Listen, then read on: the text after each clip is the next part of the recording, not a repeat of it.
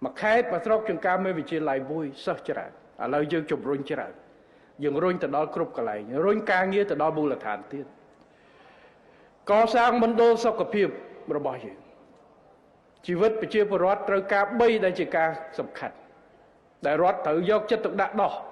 ហើយអាណត្តិគ្រប់អាណត្តិទាំងអស់រួមទាំងអាណត្តិទី1ដាក់គោលដៅ3ធំទី1សុខភាពទី2ចំណេះដឹងទី3ជីវភាពគឺឱកាសការងារដែលរដ្ឋាភិបាលជំរុញខ្លាំងណាស់គោលនយោបាយ6ចំណុចអាទិភាពដែលយើងដាក់កម្មវិធី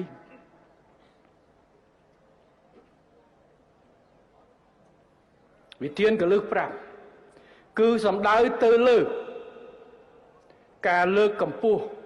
សុខភាពប្រជាពលរដ្ឋជំរុញវិស័យសុខាភិបាលឲ្យកាន់តែរឹងមាំជាពិសេសមូលដ្ឋានមណ្ឌលសុខភាពរៀបចំគោលនយោបាយគេថាសុខភាពសាធារណៈចេញបសសស្វ័យនយោបសស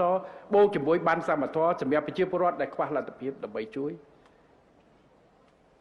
ផ្ដល់អាហារូបករណ៍1.5 លាននាក់ដើម្បីឲ្យកូនចៅប្រជាជនជាពិសេសអ្នកដែលលំបាកមានឱកាសរៀនបើគាត់លែងទៅរៀននៅវិទ្យាល័យឬបន្តទៀតយើងរុញការបណ្ដុះបណ្ដាលវិជ្ជាជីវៈឲ្យផ្ដល់អាហារូបករណ៍ឲ្យគាត់រកការងារឲ្យគាត់ធ្វើ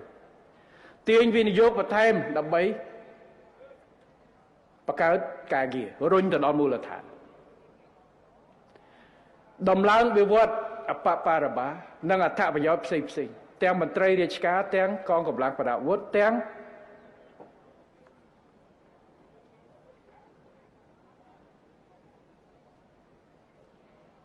កម្មករកម្មការីនិងវិវត្តផ្សេងទៀតម្សិលមិញខ្ញុំទិបសញ្ញាអនុក្រឹត្យមួយ